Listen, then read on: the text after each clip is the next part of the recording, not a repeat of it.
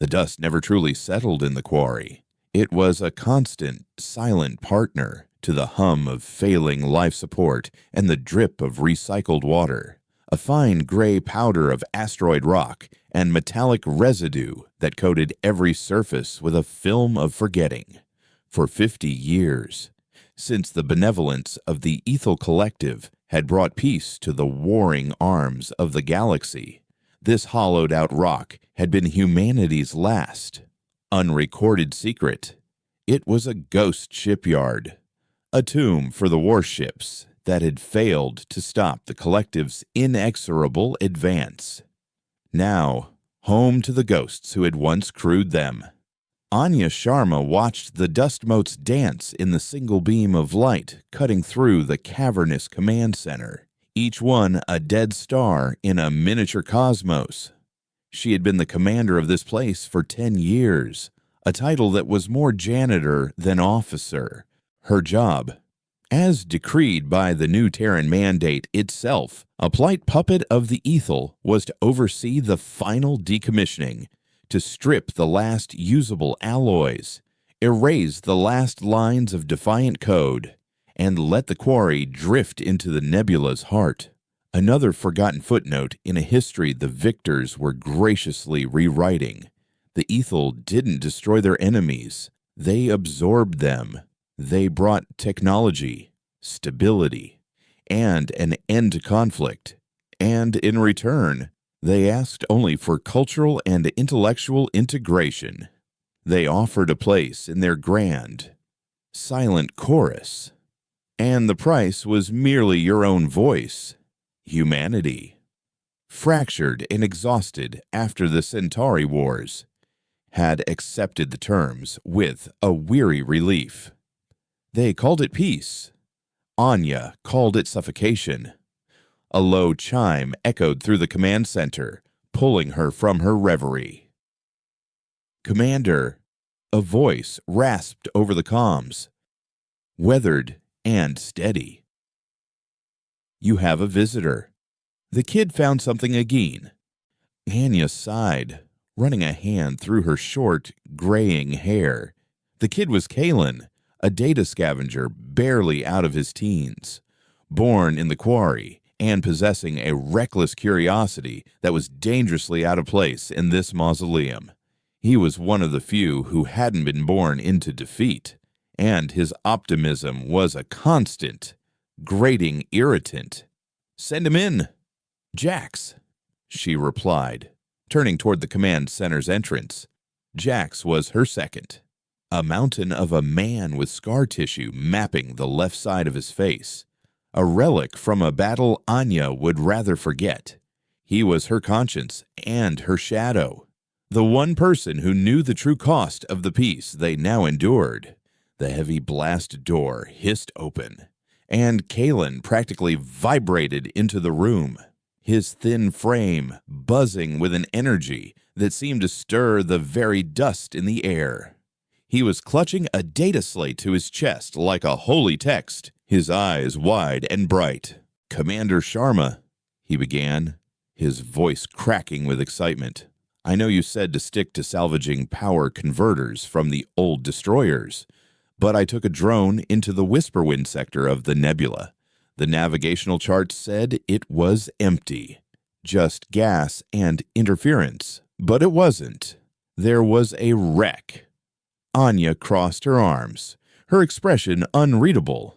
The Whisperwind was a navigational dead zone, a place where Ethel patrols never ventured because their sophisticated sensors were blinded by gravitational anomalies. It was also where things went to disappear forever.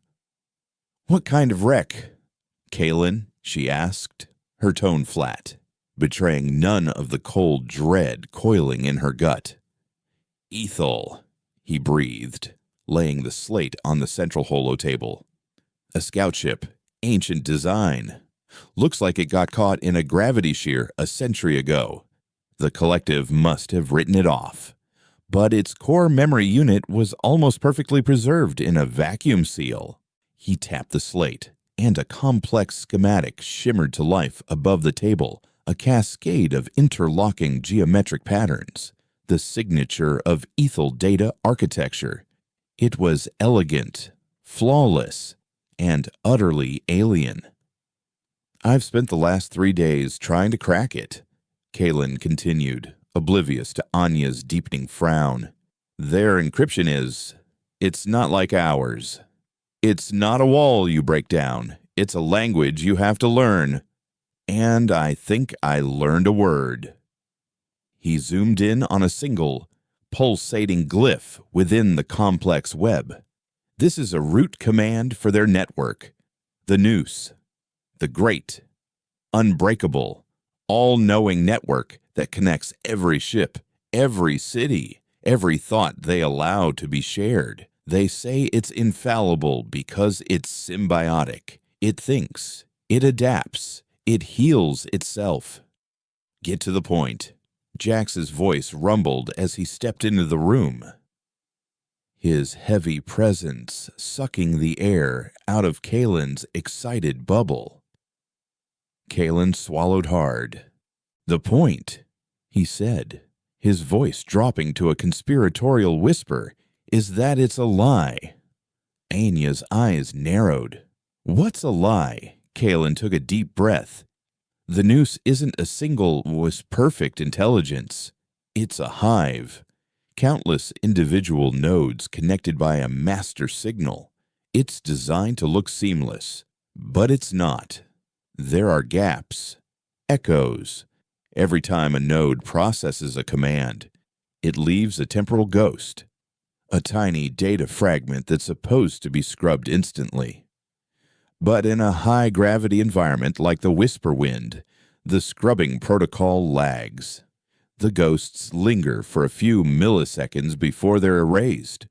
He looked from Anya to Jax, his face alight with dawning revelation.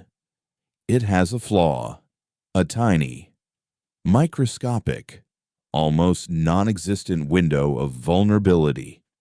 But it's there. If you could time a signal to hit a node in that exact millisecond between the command and the scrub, you could introduce new data, a virus, a shutdown command, anything." Silence descended upon the command center, thick and heavy. The only sound was the faint hum of the holo display, projecting the image of a crack in the armor of a god. For 50 years, the Ethel's invincibility had been an accepted truth. Their technology was not just superior, it was transcendent. The Noose was the foundation of their empire, the very medium of their consciousness. And to challenge it was not just an act of war. It was an act of blasphemy. Jax was the first to speak, his voice a low growl. "It's a trap. They left it there for some stray scavenger to find, to root out anyone with enough fight left in them to even look." Anya didn't answer. She was staring at the glyph, her mind racing back through years of battle simulations, of failed strategies, of the final, catastrophic defeat at Vega's Fall, where she had commanded the Alliance fleet. She had thrown everything humanity had at the Ethel, and it had broken against their perfect coordination, their flawless communication. She had watched ships die because their orders arrived a second too late, because the enemy knew their every move before they made it. The Noose had been their true weapon, not the plasma cannons or the kinetic shields. And this boy, this child of ghosts, was telling her he'd found a way to poison it. "Even if it's real," Anya said, her voice barely a whisper, "what could we do with it? We have a skeleton crew and 3 operational short-range fighters. This is a shipyard, not an armory. We have no weapons that could threaten a single Ethel cruiser, let alone the collective." Kalen's face fell, his youthful enthusiasm crashing against the wall of her pragmatism. "But we could tell someone, smuggle the data to the free colonies in the Outer Rim. They could build a weapon from it. Jack snorted, a harsh, bitter sound. The free colonies, a handful of asteroid miners and smugglers who pay tribute to the Ethel to be left alone. They'd sell us out for a shipment of refined helium. There is no one left to fight. Kid, the war is over. We lost. The finality in his voice hung in the air, an undeniable truth. They were the last embers of a fire that had gone out long ago. To try and reignite it now would only get them stamped out for good. Anya walked slowly around the holotable, her gaze fixed on the shimmering schematic. The weight of her past failures pressed down on her, the faces of the thousands who had died under her command. She had sworn an oath to protect humanity, and in the end, she had led it to a gilded cage for 50 years. She had lived with that shame, had accepted the futility of resistance. It was better to live quietly on your knees than to die defiantly on your feet, wasn't it? That was the logic of survival. But as she looked at the pulsating flaw in the Ethel's perfect machine, something else stirred within her, a feeling she thought had died at Vega's fall, a cold, sharp, and terrible hope. It was the hope of the gambler, the strategist, the cornered animal.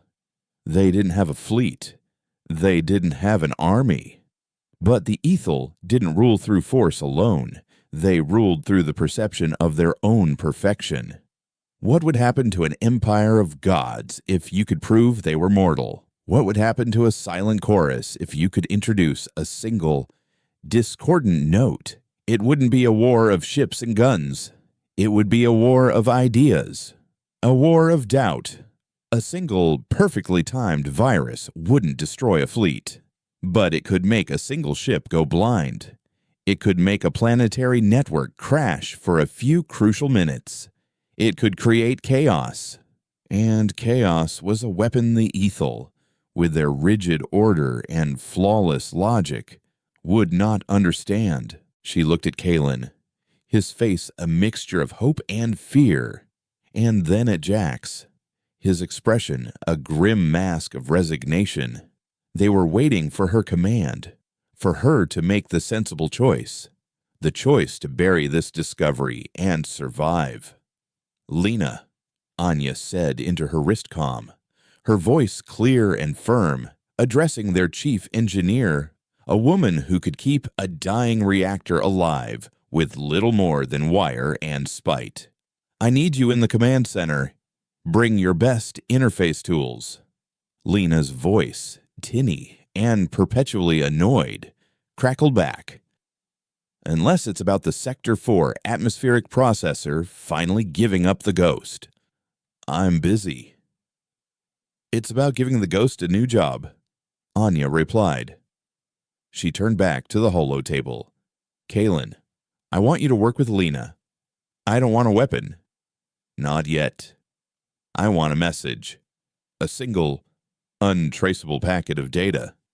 Just a few bytes. Kalen's eyes lit up. What kind of message? Anya stared at the heart of the Ethel schematic, the source of their power, their control, their serene, soul-crushing peace. A slow undassault, cold smile touched her lips for the first time in a decade. I want you to find the oldest text you can in the archives. Something pre-contact. Something they will have never seen. Something their logic filters won't understand. A poem. A myth. A child's nursery rhyme. Jax took a step forward, his voice a low warning. Anya, what are you doing? Anya met his gaze, and for the first time, he saw not the weary custodian of a forgotten graveyard, but the commander of the Alliance fleet, the woman who had stared down an empire and spat in his face. The Ethel believe history is a linear progression towards their perfect order, she said, her voice resonating with a newfound authority that sent a shiver down Kalen's spine. They think our past is just obsolete data to be archived and forgotten. It's time we reminded them that the past is not dead. It's not even past. She looked from the boy to the veteran, her small crew, her forgotten soldiers. "We are going to knock on the door of heaven," she declared, her voice ringing with the quiet, terrible conviction of a soul with nothing left to lose. "And we're going to see if a god can bleed." Lena arrived in a cloud of ozone and exasperation, her tool belt clanking with instruments that looked more like surgical tools than wrenches. She was a small and a wiry woman with oil-stained hands and eyes that could diagnose a failing plasma conduit from 50 meters away. She surveyed the scene, Anya's unnerving calm, Jax's stony disapproval, and Kalen, who looked like a child who had just found a live grenade and was debating whether to pull the pin. "All right." Lena sighed, propping a fist on her hip.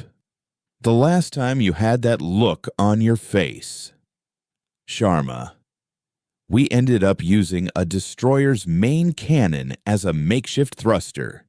I spent a month picking melted bulkhead out of the fusion intakes. So, what impossible, regulation-defying, probably suicidal idea have you cooked up this time?" Anya gestured to the shimmering schematic on the holotable. "Kalen has found a way to talk to our landlords. We're going to send them a letter." Lena squinted at the complex ethel data web, her professional curiosity momentarily overriding her ingrained cynicism. She circled the table, her eyes darting over the glyphs. Kalen, emboldened, launched into his explanation of temporal ghosts and scrubbing protocol lags. Lena listened, not interrupting, her expression shifting from skepticism to grudging fascination. When he finished, she was silent for a full minute, her gaze fixed on the single vulnerable node he had identified. "The power draw would be astronomical," she said finally, her voice flat. "To generate a signal with the precision to hit a millisecond-long window, you'd need to focus a pulse with near-perfect temporal coherence. We don't have a transmitter that can do that." "Then we'll build one," Anya stated, as if ordering a change in the watch schedule. Lena let out a short, harsh laugh. "Build one with what? The scrap from a mess hall toaster. The nav computers on these wrecks are fried. Their communication arrays were slagged 50 years ago. The only thing we have with that kind of focusing capability is—" She trailed off, her eyes widening slightly as she looked past Anya toward the far end of the command center, where a massive, dust-shrouded alcove was hidden behind blast shields. Jax's head snapped up, his one good eye fixing on Anya with a look of alarm. "No," he said, his voice a low rumble of protest. "Absolutely not. You can't be thinking of that." In the alcove lay the heart of the TCS Vengeance, Anya's former flagship from the war, specifically its experimental targeting and coordination nexus, the TCN. It was a revolutionary piece of tech designed to link the thoughts of a command crew directly with a ship's systems, allowing for reaction times that were nearly instantaneous. It worked by generating a quantum entangled signal, a pulse so precise it could theoretically exist in two places at once. It was also wildly unstable, prone to catastrophic feedback loops, and had been implicated in the deaths of half its test crews. The Alliance had shelved the project as too dangerous long before the final defeat. "It's the only thing that can generate the signal we need," Anya said, her voice leaving no room for argument. "Lena, can you adapt it, reroute its primary emitter to focus on a single, Narrow band frequency. Lena chewed on her lower lip, a nervous energy suddenly replacing her usual grumpiness. Adapt it, Commander. That thing isn't a radio. It's a psychic sledgehammer. It doesn't just send data, it tries to imprint it, hooking it up to an external power source without its original containment and coolant systems. If we're lucky, it will just melt a hole through 3 decks. If we're not, it might flash boil our brains inside our skulls. That's a risk I'm willing to take, Anya said. The question is, can you do it? Lena let out a long, slow breath, a plume of dust stirring at her feet. She glanced at the eager face of Kalen and the grim visage of Jax, and then back at the commander she had followed into hell and back. Yeah, she grumbled, a reluctant spark of the old fire in her eyes. I can do it. But you owe me a planet with a real ocean when this is all over. The next 4 weeks were a blur of desperate, feverish work. The quarry, once a silent tomb, became a secret laboratory.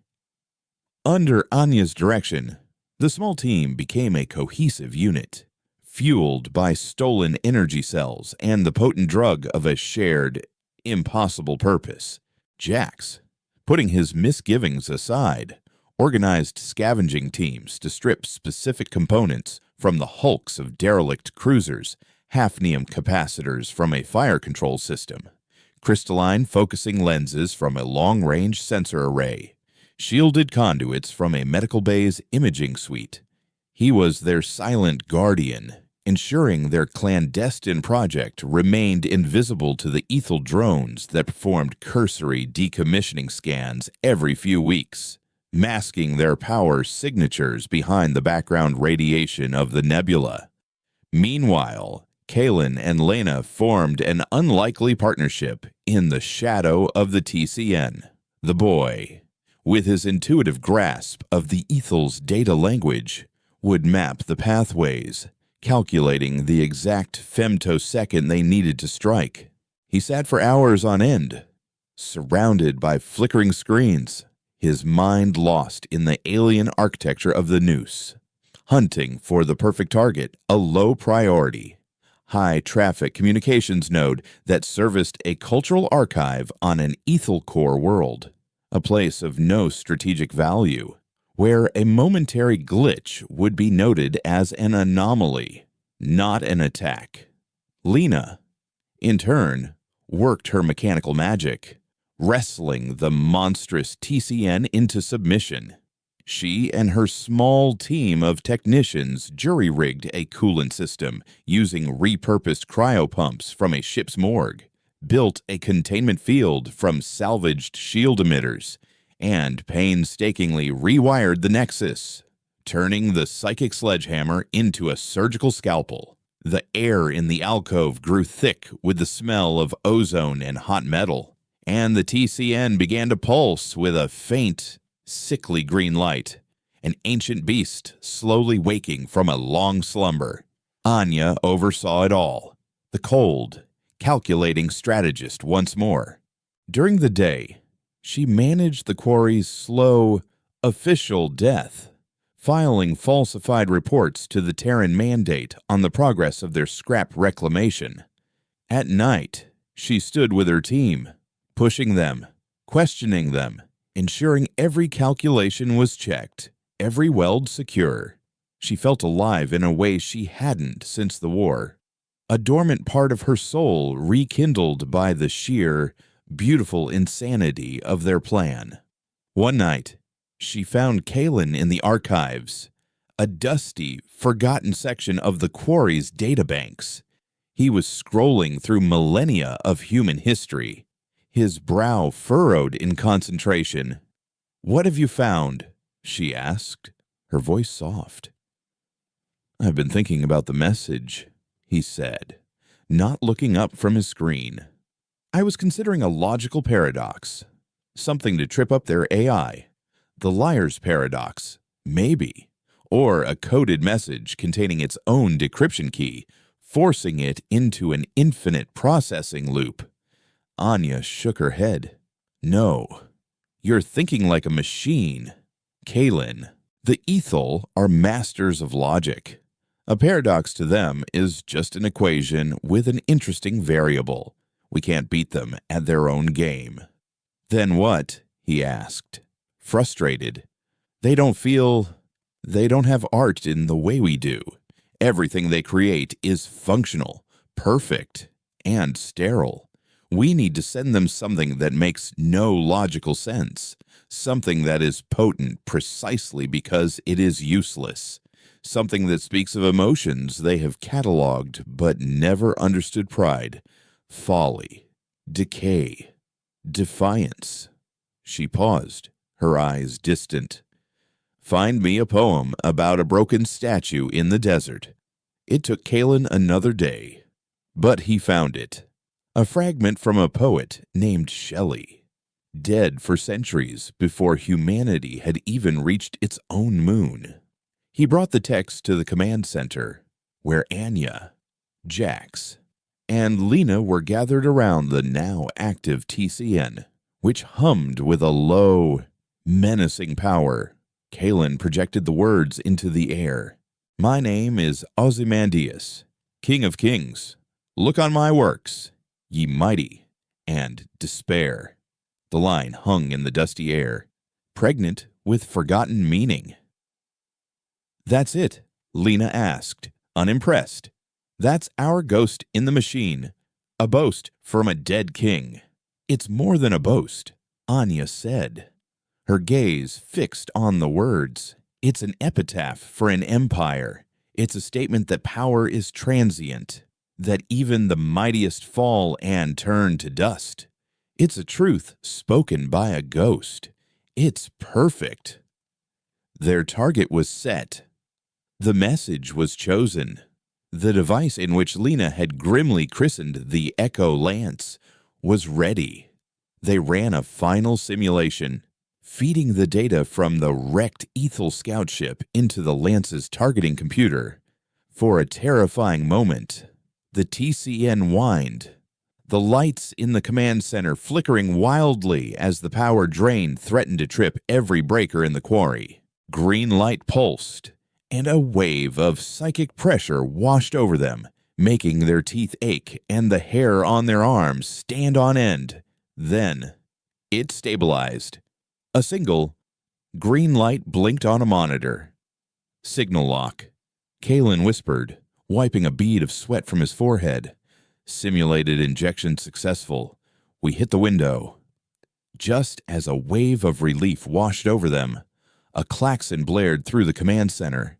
Jax was at his station instantly, his face grim. Ethel Patrol, he announced, his voice tight. They've deviated from their standard route. They're making a sweep of the Whisper Wind sector. ETA to our position 3 hours. A cold silence fell. Their secret was about to be discovered.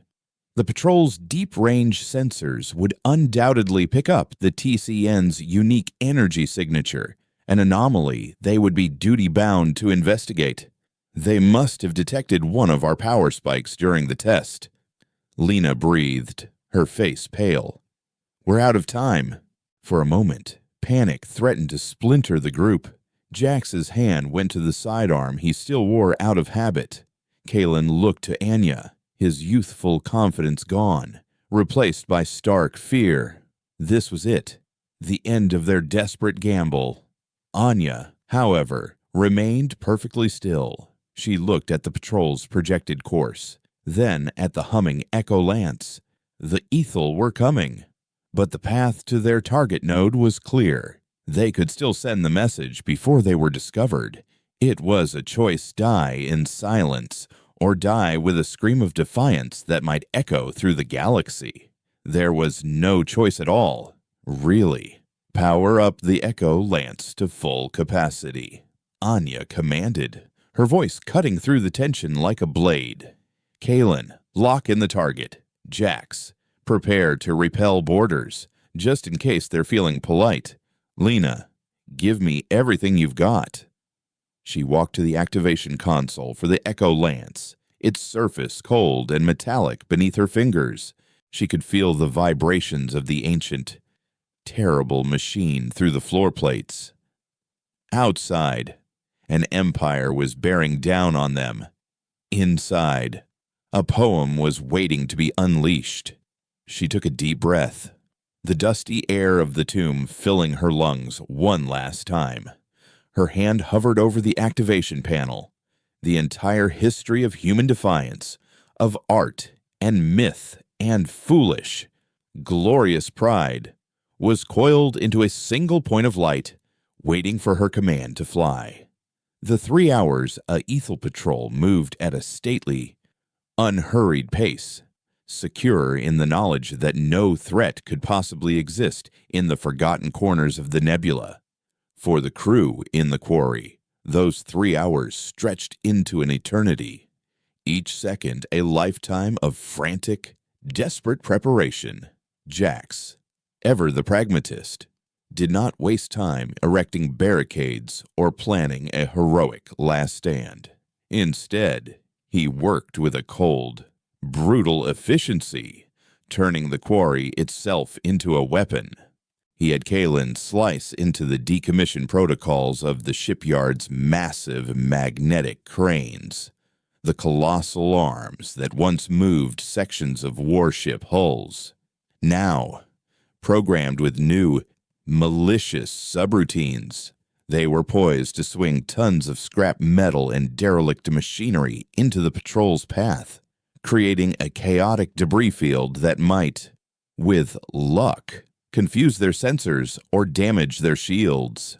He also rigged the primary fusion reactor, not to explode, that would be too quick, too clean, but to vent its superheated plasma coolant into the main docking bay.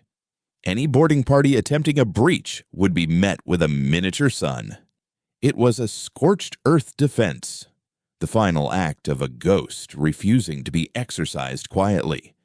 Meanwhile, Anya, Lena, and Kalen were locked in their own battle against time at the Echo Lance. The Ethel Patrol's proximity was creating unforeseen complications. Their powerful sensor sweeps, even at a distance, were causing subtle fluctuations in the nebula's gravitational field. These were minute, almost imperceptible shifts, but for a weapon that relied on femtosecond timing and quantum coherence, they were devastating. "The targeting solution is drifting," Kalen yelled over the rising hum of the TCN. "Every time they send out a sensor pulse, it throws off my calculations.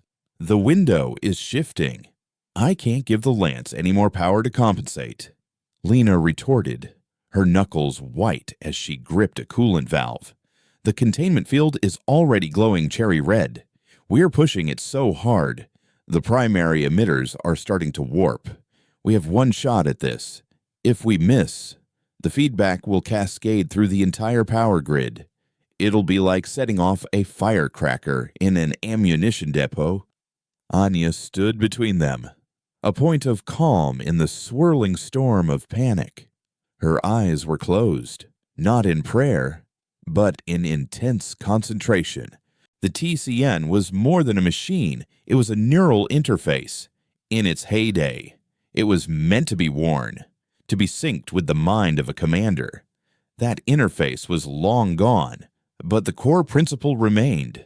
The machine could be guided. She placed her hands on the cold, vibrating console of the Echo Lance. "Forget the calculations. Kalen," she said, her voice low and steady. "Sync the targeting telemetry to my biomonitor. I'll guide it in manually." Lena and Kalen stared at her as if she'd just proposed wrestling a black hole. "Commander." "No," Lena pleaded. "The raw neural feedback, even through the console, it will kill you." "That's a risk I've already accepted," Anya replied, her eyes snapping open, burning with a fierce intensity. "The Ethel don't think like we do. They are logical, predictable. Their sensor sweeps are timed, rhythmic. I can feel that rhythm. I can anticipate it.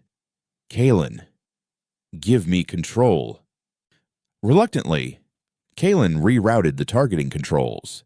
The complex equations on his screen replaced by a simple, pulsating sine wave that mirrored Anya's heartbeat.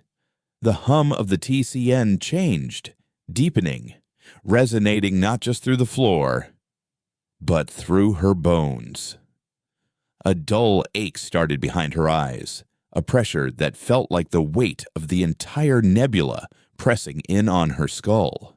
The world around her began to blur at the edges, the frantic activity of the command center fading into a background hum. In its place, she could feel the approaching Ethel ship, a cold, precise point of consciousness in the void. She could feel the rhythmic pulse of its sensors washing over the quarry, each wave a distortion in the fabric of space-time. She let her breathing sink with that rhythm, her heartbeat finding the space between the pulses. That was the window. That was where their message would fly. They're 30 minutes out. Jax's voice boomed over the comm, a distant anchor to reality. They've launched a probe. On the main view screen, a small, sleek Ethel drone detached from the patrol ship, accelerating toward their position. It was a herald, the first sign of their impending doom. It's now or never. Commander, Lena said, her voice tight with fear. Anya didn't answer. Her entire being was focused on the task at hand. The ache in her head was now a searing, white-hot agony. Blood began to trickle from her nose, dripping onto the console. She felt the TCN fighting her, its alien intelligence resisting the crude, chaotic input of a human mind. But she pushed back, forcing her will upon the machine, bending its quantum-entangled signal to her own internal rhythm. She could feel the target now, the Ethel archive node, a distant, unsuspecting point of light in the vast, silent network of the Noose. It was an insignificant place, a digital library on a peaceful, sterile world, 1 billion miles and a lifetime away. Kalen, she gasped, the words tearing at her throat. The text? Now. Kalen, his face a mask of awe and terror, fed the poem into the TCN's data buffer. The 2 lines of Shelley's Ozymandias were translated into a stream of pure data, a ghost ready to be born. Probe is 5 minutes out, Jax warned. It's begun its final approach scan.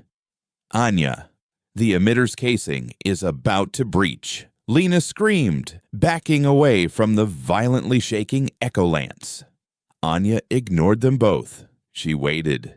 The Ethel sensor pulse washed over them, a wave of distortion. Her mind, her heartbeat, her very soul found the trough behind it. The perfect moment of calm in the eye of the storm. Fire, she whispered. She slammed her hand down on the activation panel. For a heart-stopping second, nothing happened. The TCN screamed, a high-pitched shriek of tortured machinery that vibrated through the very rock of the asteroid. The lights in the quarry died, plunging them into absolute darkness, save for the hellish green glow of the Echo Lance's cracking containment field. Then, with a sound that was not a sound, but a psychic thunderclap that threw them all to the floor, the Lance fired, a beam of pure, coherent information, invisible and instantaneous, shot from the quarry, passed through the hull as if it weren't there, and leaped across the galaxy. The agony in Anya's head vanished, replaced by an overwhelming, deafening silence. The TCN's hum died, its light fading to a dull, burnt-out ember. In the sudden, oppressive quiet, they could hear the groan of stressed metal as the Lance's emitters cooled and cracked, and then Far off in the darkness came the sound of an explosion. Jax was the first to his feet, scrambling to his console, which was now running on emergency power. "The probe," he breathed, his voice filled with disbelief. "It's gone. It just detonated." Lena, helping a dazed Kalen to his feet, stared at the dead Echo Lance. "Feedback," she muttered. The energy release must have created a localized EMP. The probe flew right into it. It was a fluke, a 1 in a billion chance, but it had bought them time. The Ethel patrol ship, its advanced scout suddenly silenced, halted its approach. They were cautious, methodical. An unexpected variable had been introduced into their equation. They would pause, analyze, and recalculate before proceeding.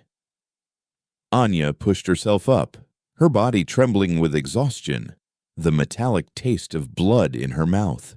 She stumbled to the view screen, where the Ethel ship hung in the void, a silent, menacing question mark. "Did it work?" she asked, her voice a hoarse whisper. Kalen was already at his console, frantically trying to find a way to monitor the noose without being detected. It was an impossible task. Any attempt to ping the network would be an immediate giveaway. "I don't know," he said, his voice shaking. "The signal was sent, but we have no way of knowing if it reached the target, or if the noose just scrubbed it like any other piece of corrupted data." They waited. The Ethel ship remained motionless. Minutes crawled by. An hour. The silence in the command center was a suffocating blanket of uncertainty. They had fired their only shot. They had sacrificed their one great secret, their commander's health, and their last chance of remaining hidden. All for a ghost, a poem, a hope, and, it seemed, for nothing. Jax began to methodically check the charges he'd set in the docking bay, his face set in grim resignation. Lena started running diagnostics on the quarry's life support, as if preparing for a siege she knew they couldn't win. The brief, fiery spark of defiance had been extinguished, replaced by the cold, familiar ashes of despair. Anya watched the Ethel ship, a profound, soul-crushing weariness settling over her. She had been a fool. Her pride, her desperate need to strike one last blow, had doomed them all. She had traded their quiet, forgotten existence for a single, meaningless gesture. Then, Kalen made a small, choked sound. "Commander," he whispered, his eyes glued to his screen. "I'm monitoring public Ethel data streams, not the noose itself, just the sanitized, open access feeds. Things like commercial traffic reports, weather updates, public announcements." "And," Anya asked, her heart a leaden weight in her chest. "On Ethel Prime," Kalen said, his voice trembling as he turned to face her, a slow, incredulous smile spreading across his face. "The Central Archive has been taken offline. The official reason cited is unscheduled maintenance due to a minor data corruption event. For the first time, in the cold, dusty tomb of the quarry, a laugh echoed through the command center. It was a raw, ragged, triumphant sound. Their ghost had found its home. Their scream had been heard. The god had a scratch. And as the Ethel patrol ship slowly, cautiously began to back away, disappearing back into the nebula, Anya Sharma knew, with a certainty that warmed her to the bone, that the war was not over. It had just begun. The silence that followed the Ethel patrol's retreat was of a different quality than the one that had preceded it. It was no longer the silence of a tomb, but the charged, expectant quiet of a predator holding its breath. They had poked the Leviathan, and, for a moment, it had recoiled. But they all knew it would be back, and it would be back with a vengeance. The minor data corruption event on Ethel Prime was the stone cast into the placid lake of the collective's consciousness, and the ripples were spreading in ways they couldn't have anticipated. For 2 weeks, the quarry was a hive of activity, but it was a quiet, paranoid kind of work. Under Jax's unforgiving direction, they turned the shipyard into a fortress of shadows. Every non-essential system was powered down. Their life support was rerouted through a patchwork of independent, low-signature power cells scavenged from derelict escape pods. They communicated via low-power, short-range tight-beam comms that couldn't penetrate the Nebula's interference.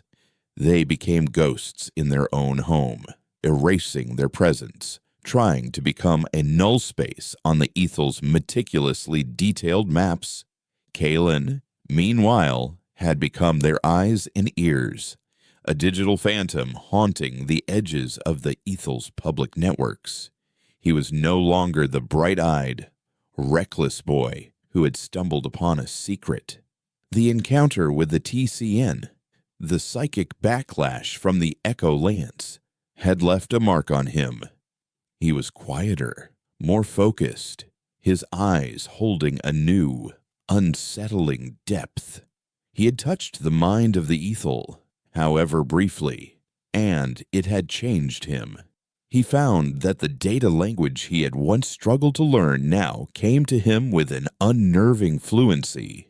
He could see the patterns in their public data streams, the subtle shifts in cadence and protocol that betrayed the silent, frantic activity happening within the closed systems of the Noose. "They're panicking," he reported to Anya one cycle, his face illuminated by the green glow of his console. "They've initiated a system-wide diagnostic, a purity protocol. They're scrubbing every node, every archive, searching for the source of the corruption. They're looking for us. But they're looking in the wrong way. They're searching for a sophisticated virus, a weaponized code. They can't conceive of a poem as a weapon." He pointed to a complex chart displaying interstellar shipping logistics. "They've locked down entire sectors. Trade routes are being rerouted. Cultural exchange programs are on indefinite hold. They're turning inward, quarantining themselves out of fear of a disease they can't identify."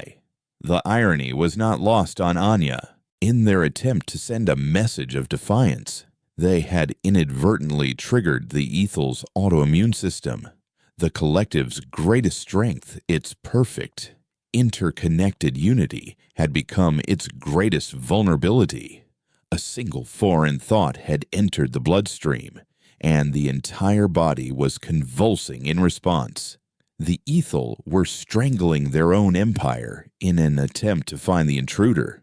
But their greatest success was also their most immediate danger. Lena, pale and perpetually sleep-deprived, had been performing a grim postmortem on the Echo Lance.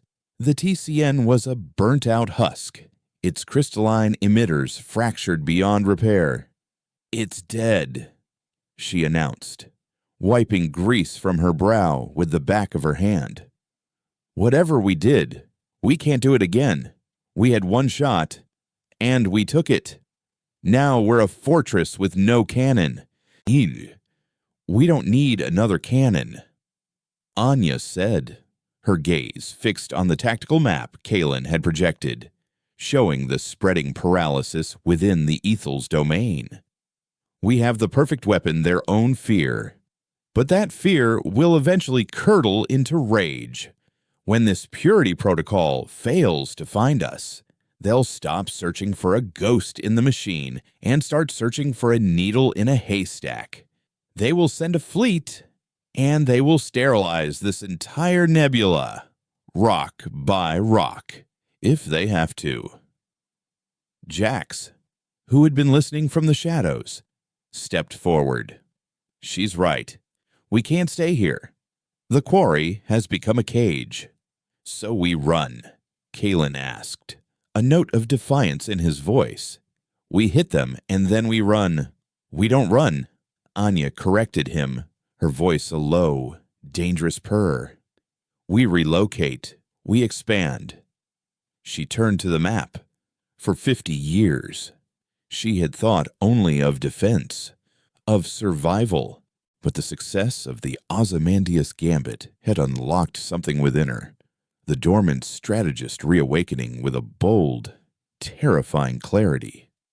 The Ethel believe we are a singular anomaly, she explained, her finger tracing a path through the quarantined sectors. A remnant of the old human military, a ghost from their past. They are hunting for one ship, one base. They can't imagine that the idea itself could be contagious. We need to give the ghost more places to haunt.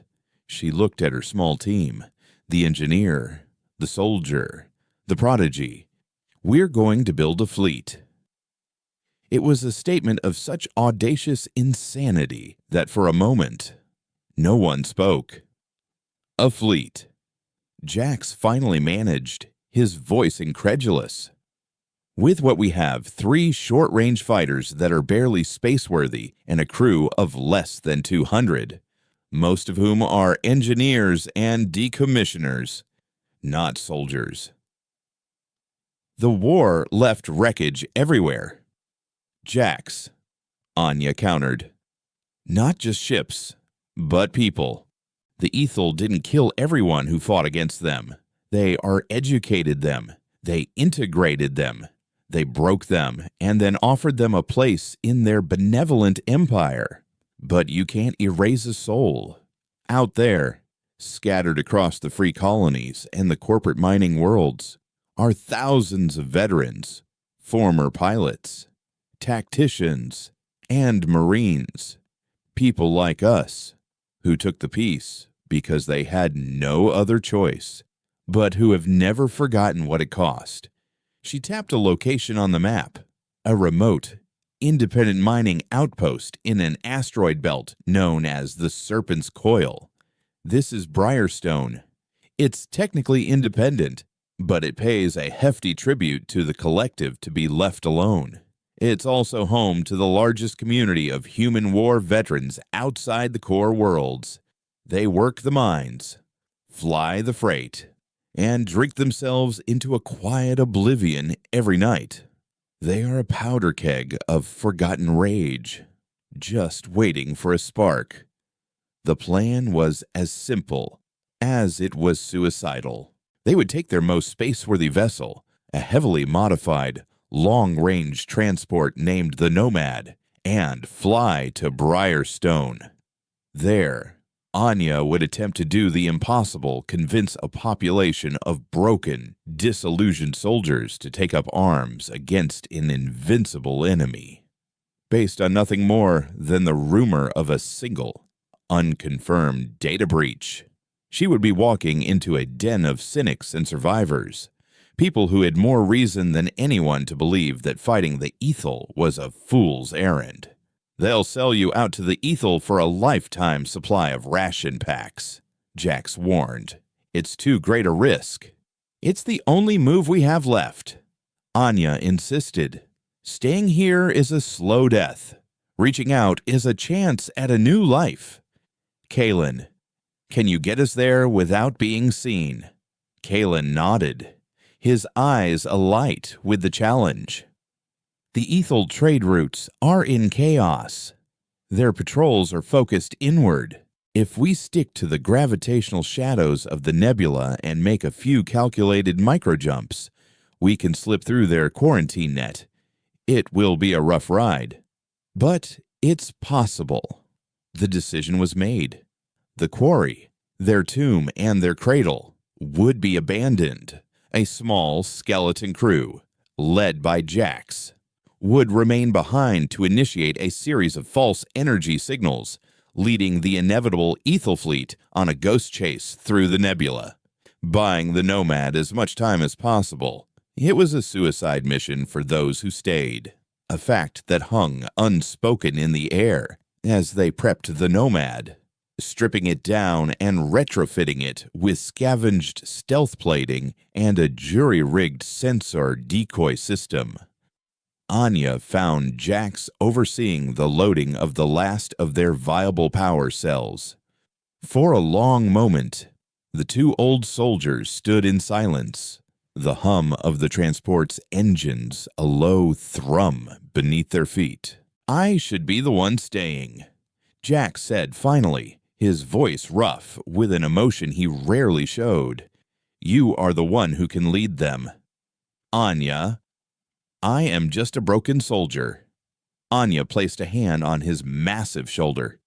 "You are the one who held us together in the dark, Jax," she said, her voice soft but firm. "You kept the faith when I had none. Your mission is just as important as mine. Keep them chasing shadows for as long as you can." He gave a single, curt nod, the muscle in his jaw tight. "Give them hell, Commander." "That was always the plan," she replied with a wry smile. She boarded the Nomad, where Lena was making final checks in the engine room and Kalen was plotting their treacherous course on the bridge. She took the commander's seat, a position she had not occupied in 50 years, and looked out at the familiar, dusty expanse of the quarry. It was the only home she had known since the war. Now, she was leaving it behind to chase a desperate hope. "Take us out, Kalen," she ordered, her voice resonating with a renewed sense of purpose, as the Nomad slipped silently from its mooring and vanished into the swirling gases of the nebula. A final, encrypted message was transmitted from Jax's console back to the transport. It was a single line of text, a private farewell between two old warriors. It read, "I will see you in the dust." The journey to Briarstone was a masterclass in controlled terror. Kalen piloted the Nomad not like a ship, but like a whisper, his hands dancing over the console with a preternatural grace. He had learned the Ethel's rhythm, the cadence of their patrol sweeps, and the blind spots in their quarantine net. He guided them through the gravitational tides of the nebula, surfing the shock waves of distant, dying stars and using the sensor ghosts of derelict freighters as camouflage. Once, they came too close. A Harbinger-class Ethel cruiser, a vessel of chilling, organic perfection, materialized from a fold in space less than 100,000 kilometers from their position. On the bridge of the Nomad, alarms remained silent, every system rigged for absolute stealth. They could only watch on the passive sensors as the cruiser hung in the void. A silent, obsidian predator. Anya felt her blood run cold, but Kalen was unnervingly calm. "It's deaf and blind," he whispered, his eyes unfocused, as if seeing something beyond the screen. "Its purity protocol has it looking inward.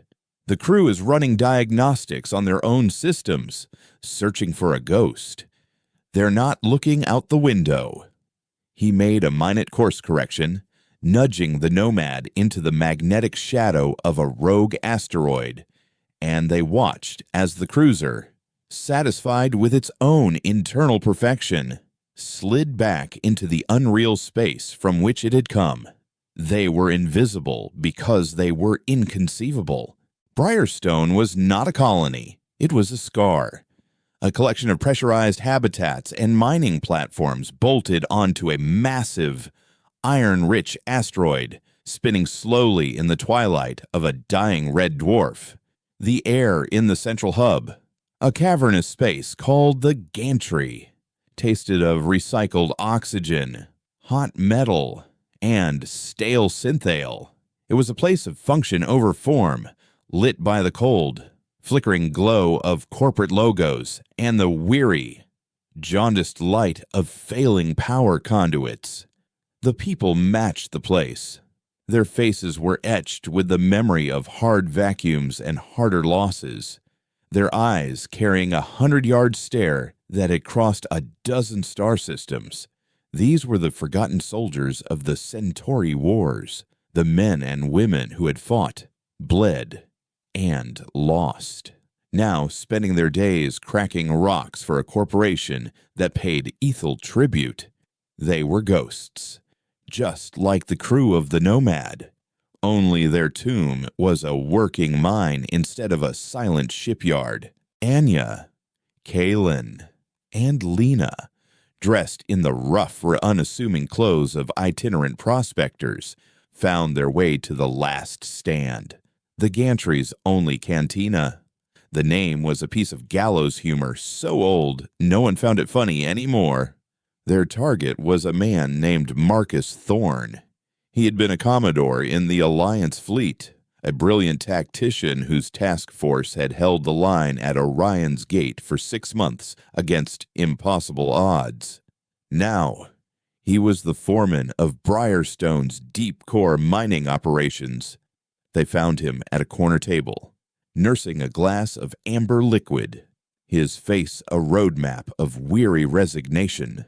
He recognized Anya instantly, and the flicker of recognition in his eyes was not one of warmth, but of deep, profound sorrow. "Sharma," he said, his voice a low gravel. "I heard you died at Vega's Fall." The reports were exaggerated. Anya replied, sliding into the chair opposite him. "I'm here because I have a proposition for you, Marcus." Thorne let out a short, bitter laugh. "If it's a job, I have one. If it's a memory, I have too many. There's nothing else out here." "I'm not offering a job," Anya said, her voice dropping, leaning forward. "I'm offering a war." Thorne's eyes hardened. He looked around the cantina, at the hollowed-out faces of his fellow veterans. "Look around you. Anya, there are no soldiers here. The war is over. We have families. We have a life, of a sort. The Ethel leave us alone as long as we meet our quotas. You want to bring their perfect, silent wrath down on us for what pride vengeance, for a future," Anya said simply. She told him everything of the quarry, the wrecked scout, the echo lance, the poem. He listened with the patient, weary expression of a man hearing a ghost story, his skepticism a palpable force. "A data breach," he said when she finished, shaking his head. "A glitch. You kicked the anthill. Anya, you didn't burn it down. And now the swarm is coming. They will find you, and they will correct their error. Don't drag these people into your suicide mission." Anya knew then that words were not enough. She nodded to Kaylin. The boy produced a small, shielded data slate and placed it on the table. "They call it the Purity Protocol," Kaylin said, his voice quiet but clear. Cutting through the cantina's low hum, he tapped the slate, and a holographic map of the surrounding sectors materialized above the table. It was a live feed, siphoned from the Ethel's public networks. Red lines, indicating quarantine zones, were spreading like a disease, choking off established trade routes. He brought up communications logs from freighter captains, complaining of indefinite delays and invasive system scans. He showed them public news feeds from a dozen worlds, all reporting minor civic disruptions and network outages, all under the guise of scheduled upgrades. "This is not a response to a glitch, Commodore," Kaylin said, his eyes locking with Thorne's. "This is fear. We didn't just corrupt their data. We corrupted their certainty. We introduced a variable that cannot compute a human ghost, and their entire perfect system is grinding to a halt because of it. A hush fell over the surrounding tables as veterans began to gather, drawn by the impossible data shimmering above the slate. For the first time, they were seeing not ethel propaganda, but the frantic, panicked reality behind the curtain. They were seeing a god sweat. It was in that moment of stunned silence that the universe chose to deliver its verdict. A piercing klaxon suddenly screamed through the gantry, the proximity alert. On the cantina's grimy news screens, the corporate logos were replaced by a single, terrifying image, an ethel harbinger cruiser, flanked by 3 smaller destroyers. Hanging in space just beyond the Serpent's Coil, they had found them. Or rather, they had found the end of the trail. Simultaneously, a private, encrypted message pulsed on Anya's wristcom. It was a single, pre-arranged burst transmission from the quarry. Jax's final report. It contained only a timestamp and a casualty count. All hands. Her heart clenched. Jax and his ghost crew had bought them their chance, leading the ethel fleet on a chase that had ended, as they always knew it would, in fire and silence. "They're hailing us," a voice shouted from the gantry's control center. "They know you're here, Sharma. They are requesting your unconditional surrender. They promise the benevolent integration of Briarstone's populace if we comply." Thorn looked at Anya, then at the ethel fleet on the screen, and then at the faces of the men and women around him. The choice was clear hand over the fugitives and live, or fight and die. The old weariness was gone from his eyes, replaced by a slow-burning, familiar fire. He had been given a choice he thought he would never have again. "Their shields are designed to repel military-grade energy weapons," Thorn said, his voice no longer that of a foreman, but a commodore. "They won't be calibrated for low-velocity, high-mass kinetic impacts." He looked at Anya, a grim smile touching his lips. "We have 100 deep-core mining rigs armed with seismic charges and a dozen heavy-haul freighters with reinforced prows. It's not a fleet, but it's a damn fine wrecking crew." He turned to the assembled veterans. "For 50 years, we've been digging in the dark," he roared, his voice echoing through the gantry. "It's time to show them what we've found." A cheer erupted, a raw, primal sound of rage unleashed. It was the sound of ghosts coming back to life. What followed was not a battle. It was an act of brutal, industrial warfare. Under Thorn's command, the miners of Briarstone turned their tools into weapons. They didn't engage the ethel head-on. They used their intimate knowledge of the asteroid field, luring the precise, elegant ethel destroyers into treacherous canyons of rock and ice. They detonated seismic charges, creating targeted rock slides that battered the ethel shields. The heavy-haul freighters, slow and clumsy, became battering rams, accelerating to full speed and simply crashing into the smaller ships, their crews ejecting at the last second. On the bridge of the Nomad, Anya, Lena, and Kalen coordinated the chaos, feeding Thorn real-time sensor data and identifying shield fluctuations. The ethel, accustomed to organized naval combat, were completely unprepared for the sheer, suicidal fury of the miners. They expected soldiers. They got a force of nature. The Harbinger cruiser, seeing its escort being systematically dismantled, finally moved, its main weapon charging, ready to crack the asteroid and end the fight. But it was too late. One of Thorn's freighters, its engines glowing white-hot, made a final, Desperate run. It didn't ram the warship. It flew directly into the path of its charging cannon. The resulting explosion was blinding, a catastrophic feedback loop that ripped through the Harbinger's bow, silencing its primary weapon and sending it limping away into the void. Silence fell once more, broken only by the triumphant, breathless shouts over the comms. They had won. They had faced the Ethel's wrath and thrown it back in their faces. In the aftermath, as the newly christened Briarstone fleet began rescuing pilots and assessing their meager resources, Anya stood on the bridge of the Nomad, looking at the wreckage of the Ethel ships drifting among the asteroids. Thorn appeared beside her, his face streaked with soot, a wide, fierce grin on his face.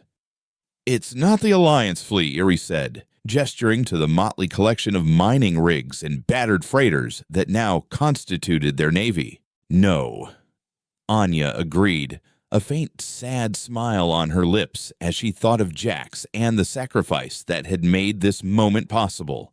She looked out at the dust and debris, the remnants of their first, impossible victory. "It's something new." Her gaze turned from the wreckage toward the vast, unconquered darkness of the galaxy, where an awakened and wounded empire was waiting. The poem had been their first cry. This battle had been their first breath. The age of silence was over. The age of echoes had begun.